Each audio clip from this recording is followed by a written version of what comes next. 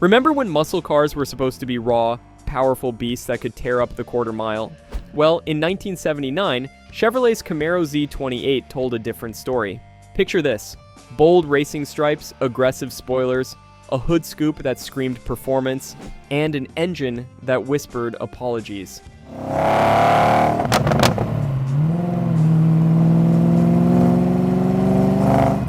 The 79 Z28 became one of the strangest contradictions in automotive history. A muscle car that looked like it could conquer any street race but struggled to keep up with the mom's station wagon. Today we're counting down 20 weird facts about Jefferson's 1979 Chevy Camaro Z28 that showed just how bizarre this particular model really was. Some of these will make you laugh. Others might make you cry, especially if you owned one. So buckle up and let's dive into this strange chapter of American muscle car history.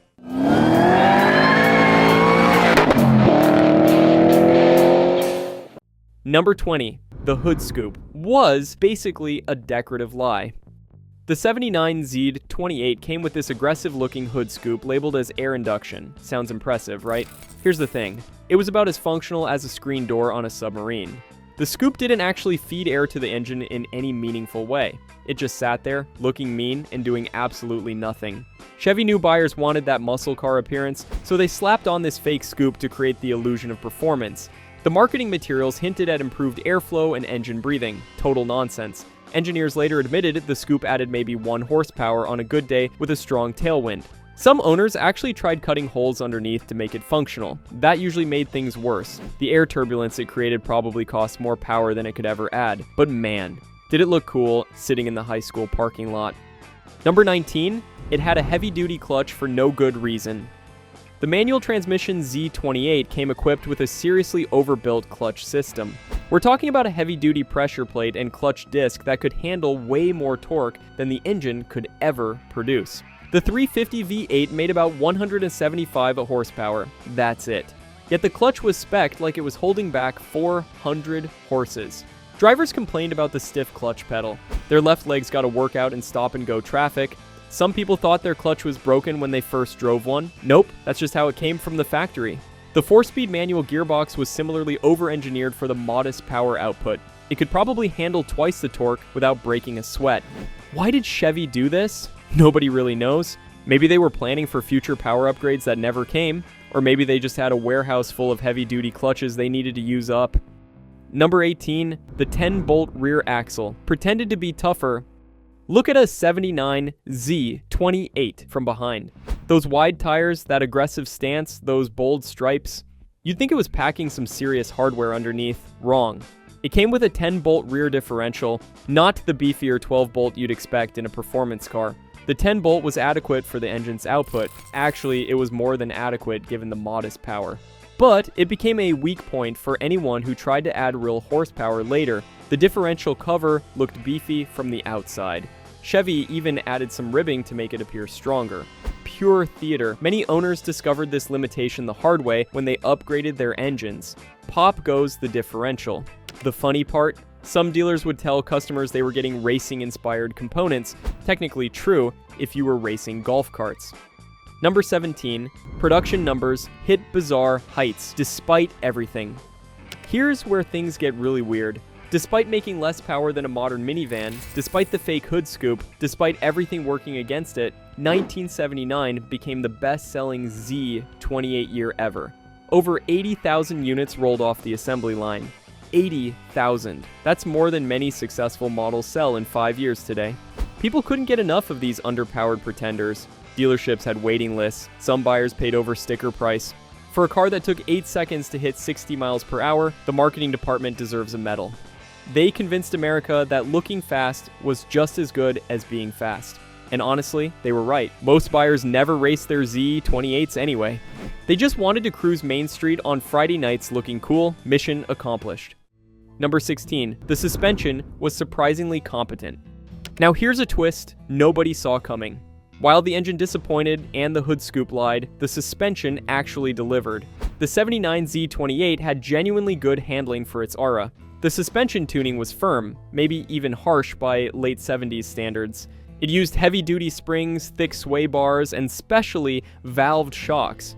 The car could actually corner. Not like a modern sports car, obviously, but for 1979, it was impressive. Road tests praised its grip and body control. Some magazines said it handled better than it accelerated. That's not exactly high praise when you think about it, but still.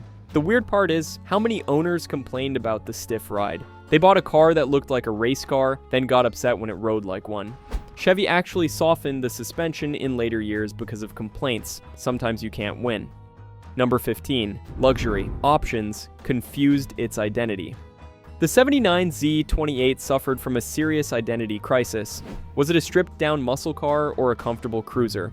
Chevy couldn't decide, so they offered both.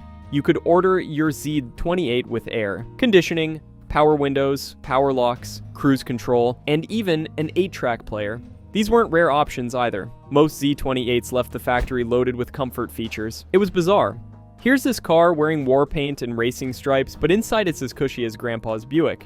The disconnect was jarring. Some purists refused to order any options. They wanted that raw muscle car experience. Except there was no raw muscle under the hood, so they just got an uncomfortable car that was also slow. The loaded versions at least made sense as boulevard cruisers. They looked tough, but pampered you inside, kind of like a Chihuahua wearing a spike collar. Number 14. The dashboard looked like it came from the future.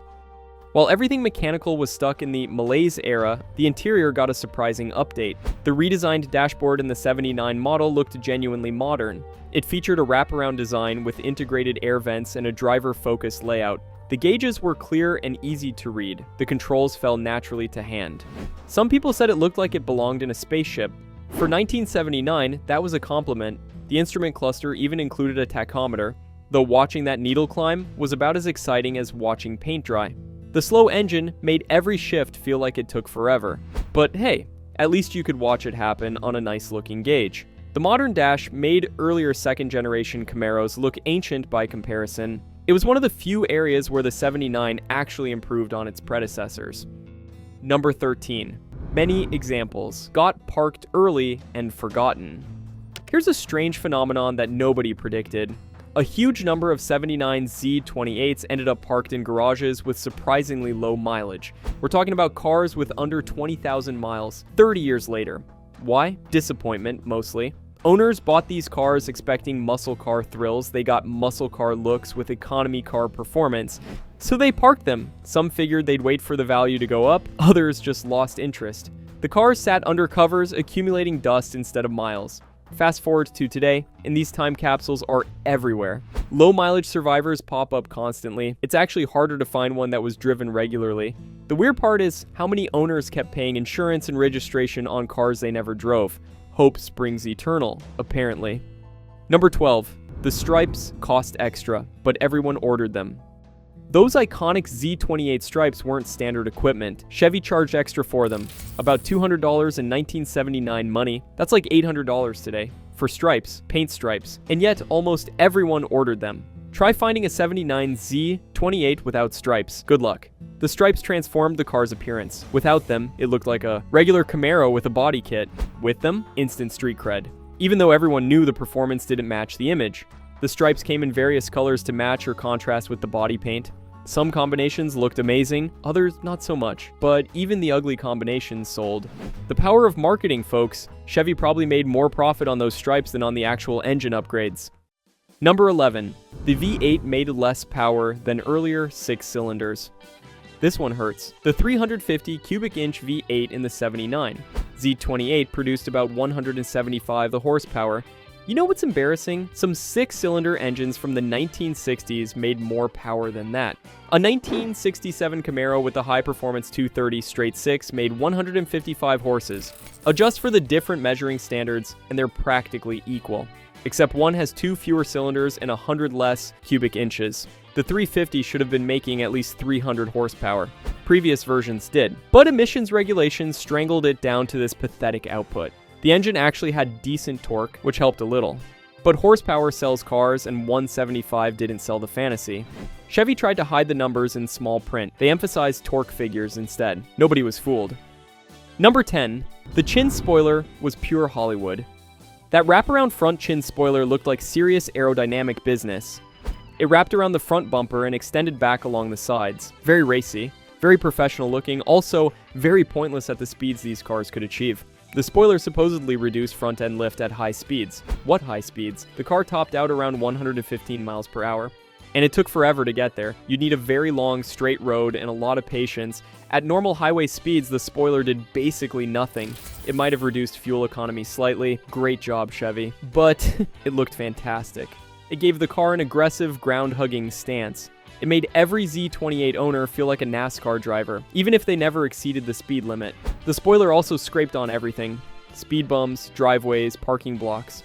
The sound of fiberglass grinding on concrete became the Z28 owner's theme song.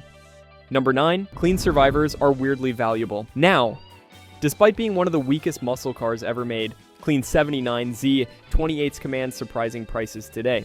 We're talking $20,000, $30,000, sometimes even $40,000 for pristine examples, for a car that couldn't outrun a modern Corolla. Why? Nostalgia is powerful. These cars represent the end of an era, the last gasp of the original muscle car period before everything went front-wheel drive and turbocharged. Plus, they look absolutely fantastic. That's worth something. The high production numbers should mean cheap prices. Usually rarity drives value, but most of those 80,000 cars got modified, wrecked, or neglected. Finding an unmolested original is actually tough. The irony is delicious. The cars nobody wanted to drive when new are now the most valuable.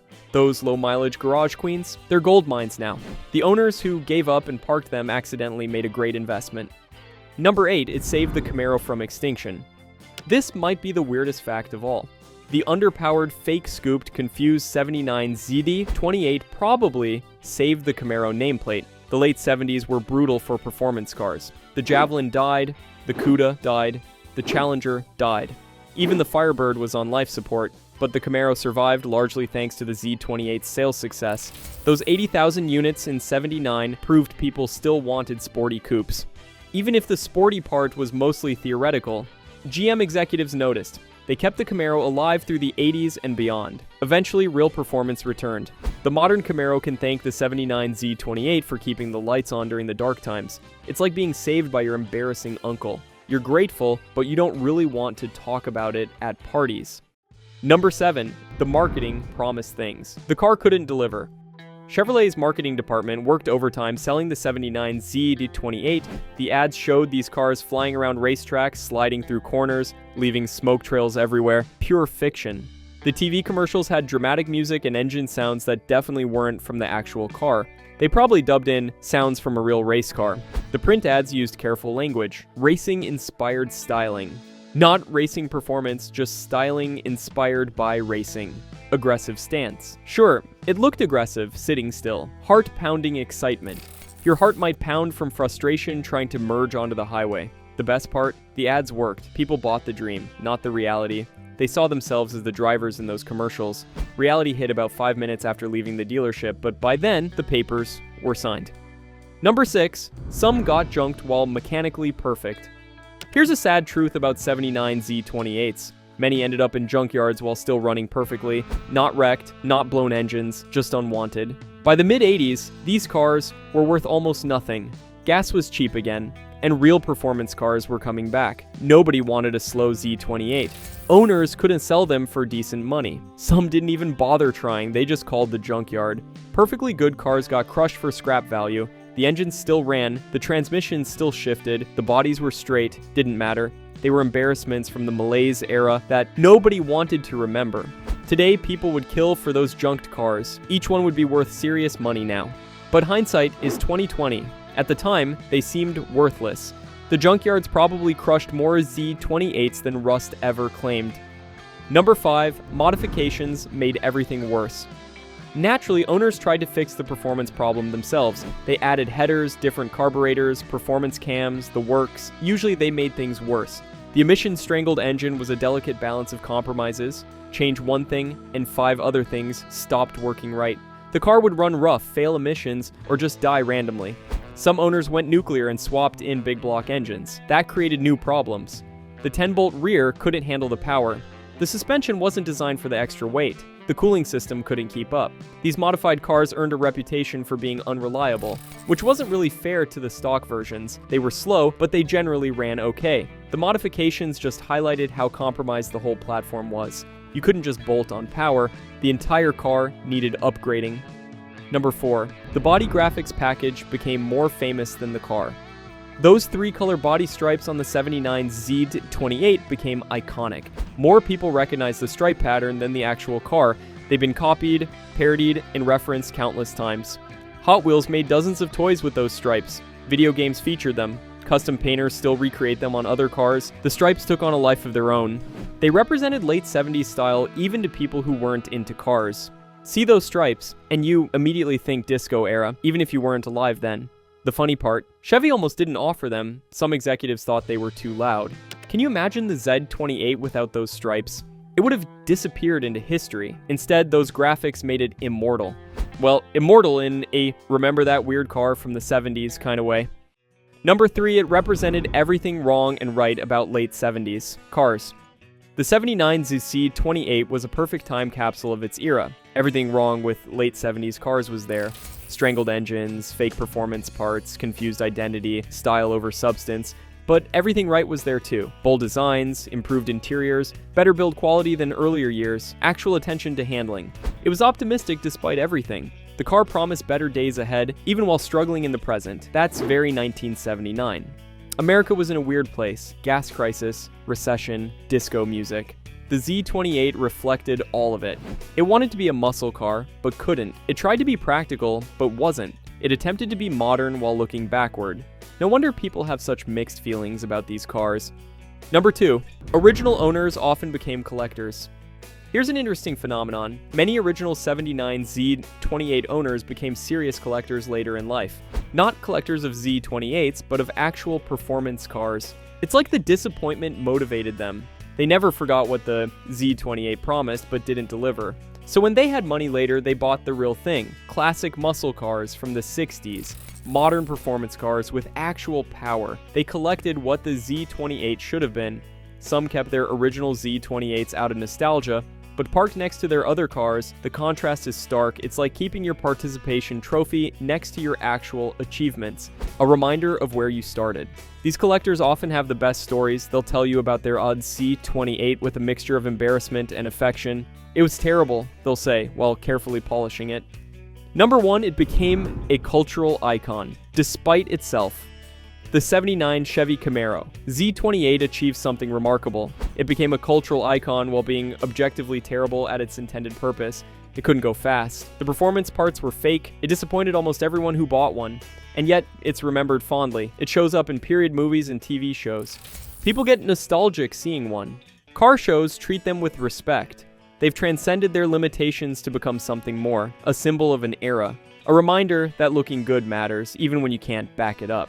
The Z28 proved that style could triumph over substance, at least temporarily. It kept the dream alive when reality couldn't deliver. That's worth something. Maybe not $40,000 for a clean example, but something.